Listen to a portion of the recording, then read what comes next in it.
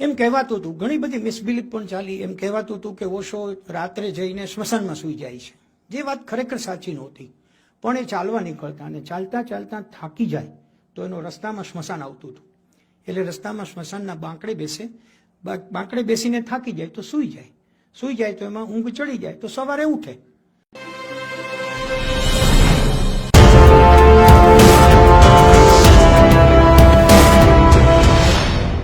મને ને તમને એ વાત કહેવાનો ખાસ પસંદ પડે છે કે સાગર યુનિવર્સિટીમાં જ્યારે હું નેક વતી ગયો હતો કમલેશભાઈ, ત્યારે એલ્યુમનાઈ સાથે મિટિંગ હોય અમારી. એમાં જે ભાઈ સંચાલન કરતા હતા એ મારી બાજુમાં હતા અને એણે કહ્યું કે તમે ગુજરાતથી આવો છો? મેં કીધું ગુજરાતથી આવું છું.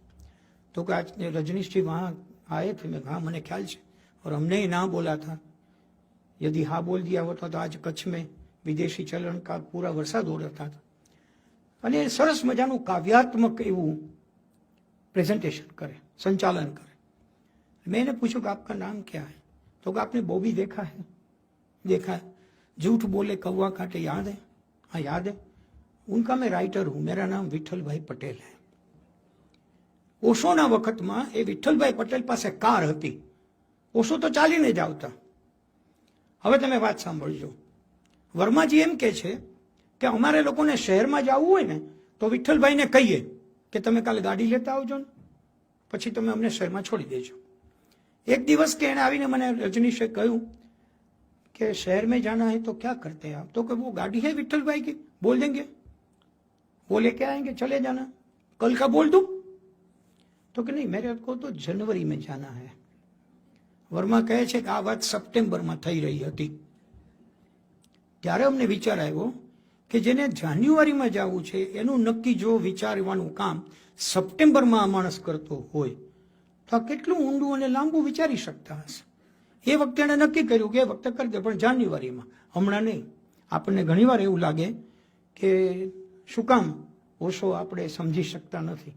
સૈકાઓ આગળ એ જીવ્યા છે. એક નાનકડી વાત કરીને હું પૂછું. એમ કહેવાતું હતું, ઘણી બધી મિસબિલીફ પણ ચાલી. એમ કહેવાતું હતું કે ઓશો રાત્રે જઈને સ્મશાનમાં સૂઈ જાય છે, જે વાત ખરેખર સાચી નહોતી. પણ એ ચાલવા નીકળતા અને ચાલતા ચાલતા થાકી જાય તો એનો રસ્તામાં સ્મશાન આવતું હતું. એટલે રસ્તામાં સ્મશાનના બાંકડે બેસીને થાકી જાય તો સૂઈ જાય તો એમાં ઊંઘ ચડી જાય તો સવારે ઉઠે. સવારે ઉઠીને બહાર નીકળતા બધાને ખબર પડે કે આ તો ઓશો બહાર નીકળ્યા. એટલે બધાએ ફેલાવી દીધું કે ઓશો રાત્રે સ્મશાનમાં સૂવા જાય છે.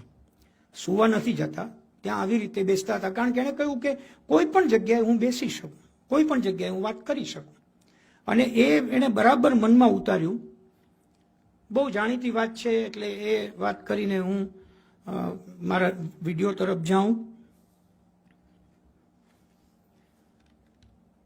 એમને સ્કોલરશિપ મળે એમ નહોતી, કારણ કે કોઈ મેનેજમેન્ટના પ્રશ્નો હતા. એટલે એના એક પ્રોફેસરે કીધું કે હું વાઇસ ચાન્સેલરને વાત કરું.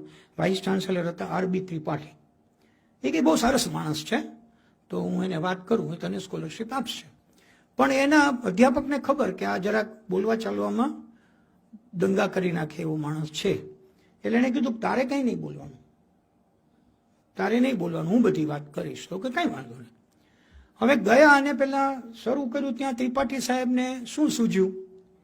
એટલે ત્રિપાठी साहब कहा वो तो ठीक है, स्कॉलरशिप का देख लेंगे, तुमने दाढ़ी क्यों बढ़ाई है? એટલે ઓશો ने કહ્યું કે ये प्रश्न मैं आपको पूछ सकता हूं कि आपने दाढ़ी क्यों कटाई है? दाढ़ी उग तो रही है अपनी आप तरह से, मैं कुछ नहीं कर रहा, आपने क्यों कटाई है वो मेरे को बताइए. आज ये बात थी, जब भेगा गया था कहा कि बोल बोलना कि नहीं कि आपको जवाब देना होगा. कीधु कि कहीं वांधो नहीं, छोड़ो. नहीं, स्कॉलरशिप अभी बाद में, पहले बताओ कि आपने दाढ़ी क्यों कटाई. आप मेरे को पूछ रहे हैं कि दाढ़ी क्यों बढ़ाई है? वो तो नेचुरल है, आप अननेचुरल कैसे हो गए? बोला कीधु कि चर्चा नहीं, तो मैं रोज सुबह आपको आके पूछूंगा. અને રોજનો એને ક્રમ કર્યો. રોજ સવારે જઈને કે જવાબ મિલા, તો કે નહીં મિલા તો થેન્ક યુ કે જતા રહ્યા. હવે આપણને એમ થાય કે દાઢીના નામે પણ જે માણસ સ્કોલરશિપ મળતી હોય એનો જંગ ખેલી રહે. અલબત્ત ત્રિપાઠી વોઝ ત્રિપાઠી, એમણે એને સ્કોલરશિપ આપી, ના આપી એવું નહીં. પણ પેલા સાહેબે એને સતત એવું કહ્યું કે ભાઈ તું જ્યાં જઈશ ત્યાં પ્રશ્નો ઊભા કરીશ. એક નાનકડી વાત એના પ્રસંગની. રામાયણ ચાલે, આપણને ખબર ગામડામાં રામાયણ ચાલતી હોય, એ રામાયણ સતત જોવા જાય અને એમાં જે પાત્ર રાવણ ભજવતો હોય એ એનો ભાઈબંધ. એટલે એને જઈને એણે કીધું કે તને રોજ આવું એકનું એક કામ કરતા કંટાળો ના આવે? તો કે નાના પાત્ર ભજવું. શું પાત્ર ભજવું? તું બરાબર સીતાના સ્વયંવરમાં સીતાને લેવા જા અને કોક આવીને તને બોલાવે કે હાલો તમારે ત્યાં આવું છું, તું ભાગી જા અને ઓલો રામ ઉપાડી જાય. આમાં તને શું મળે? તો ઓલાને વિચારે વાત તો મારી સાચી છે, આમાં રોજ આપણી તો બે ઇજ્જતી થાય છે, તો પણ મારો રોલ જ એવો છે. તો કે તું બદલ सकता है.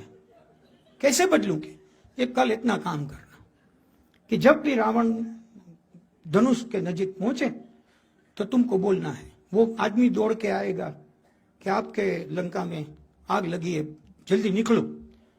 तब तुम बोलना कोई आग नहीं है, मुझे मालूम है, रोज ऐसा करके मुझे भगा देते हो, आज तो ये धनुष तोड़ के जाऊंगा. અને એને ધનુષ તોડીને સીતાને પકડી. સીધો પેલા પ્રોડ્યુસર હતો એને દોકારો થઈ ગયો, ઓડિયન્સમાં હાહાકાર થઈ ગયું, પડદો પાડી દીધો. પછી ખબર પડી કે આ કારસ્તાન આ માણસનું છે. એટલે એવું નક્કી કરવામાં આવ્યું કે જ્યાં આ હોય એને આ કોઈ પાત્રોએ મળવું નહીં. એટલે પ્રયાસ કરે તો મળે નહીં. ઘણા લોકોએ કીધું, એના બધા કુટુંબીઓ કીધું આ શું કરસ? તો કે રોજ એકનું એક જોવે છે ને એમાં કોઈ મજા નથી આવતી. ઘણા લોકો સૂઈ ગયા હોય છે કે આ તમે જુઓ કાલે કેટલા બધાને આનંદ થયો, અને લાઈફનો અલ્ટિમેટ ગોલ તો આનંદનો જ છે ને, કે તો એ તો મળ્યું છે. પછી એમણે બીજે દિવસે ત્રીજે દિવસે થવા દીધું. પછી એક દિવસ એણે પોતાને ત્યાં કોઈ કામ કરવા આવ્યું હશે, એ મિસ્ત્રી હતો. એ મિસ્ત્રીને કહ્યું કે તું શું કામ કરસ? તો હવે રામલીલા આવે છે ને એનો સેટ હું બનાવું છું. અચ્છા, બહુ અચ્છી બાત હૈ. પછી એને કીધું હું તને કહું એમ કરી શકીશ? તો હા બોલીએ. ઓલાને તો ખબર હતી કે આ બહુ જ્ઞાની માણસ છે. એટલે એમાં સીન એવો હતો કે બરાબર હનુમાન પેલો પર્વત ઉપાડીને આવે ઝગમગ ઝગમગ લાઈટ સાથે. એટલે હનુમાન આમ આવે એટલે ઉપરથી પેલું દોરડું હોય એ ધીમે ધીમે મૂકવાનું, એટલે હનુમાનના હાથમાં પર્વત આવી જાય. તો મારે શું કરવાનું? તો કે કાંઈ નહીં, તારે પર્વતને લટકાવી રાખવાનો, નીચે મૂકવાનો જ નહીં. ખરેખર અઠવાડિયા પછી આ ઘટના બની. આ ઘટના બની એટલે હાહાકાર થઈ ગયો. બરાબર ઓલો આવતો તો ત્યાં પેલા ભાઈ દોરડું છૂટું મૂકવાનું તો પકડી રાખ્યું. એટલે હનુમાન આમ કર્યા કરે, આવા દે આવા દે. અને બધાને ખૂબ મજા આવી. શો કેન્સલ થઈ ગયો. એના આયોજકો અને ઘરે મળવા આવ્યા, આ માણસને કંઈ સમજાવો. એ કે હું બીજું કંઈ કરતો નથી, મને રામ પ્રત્યે માન છે, કોઈ વાંધો નથી, પણ તમે લોકો થોડોક આનંદ અનુભવો તો એમાં વાંધો શું છે? આ મોનોટોનસ એકની એક વાત ચલાવ્યા કરો છો. મારો કોઈ ઈરાદો નહોતો, મારે તમને હેરાન કરવાની કોઈ ઈચ્છા પણ નથી. તમે કલ્પના કરી શકો સાહેબ કે ઓરેગોનની અંદર આ વાત મને સત્યવેદાંતજીએ કહેલી છે. સત્યવેદાંતજી સુરતમાં પણ રહ્યા છે, સત્યવેદાંતજી બારડોલીમાં અમારે મા અને પ્રજ્ઞા પાસે પણ રહ્યા છે. મારે પોતાને ઘરે મને બંને કોરોના વખતે સત્યવેદાંતજી મારી સાથે હતા. તમે ઓશોને ન જોયા હોય અને જો સત્યવેદાંત સાથે બેસો તો તમને લાગે કે આ ઓશો આવા હોઈ શકે. તમારી સાથે વાત કરતા કરતા એ માણસ આંખ બંધ કરે તો થોડી વારમાં તમને ખ્યાલ આવે કે હવે આપણને સાંભળતા નથી. ટોટલી વર્ષો જેની સાથે કાઢ્યા. એણે મને કહ્યું કે આખી પ્રવૃત્તિ કેવી ઓરેગોનની અંદર કે એક વખત 3 કેસ અમે કોર્ટમાં હારી ગયા. એટલે બધા ઓશોને ખબર આપી કે ભાઈ હાઈકોર્ટમાં કેસ હતા, 3 હારી ગયા છે.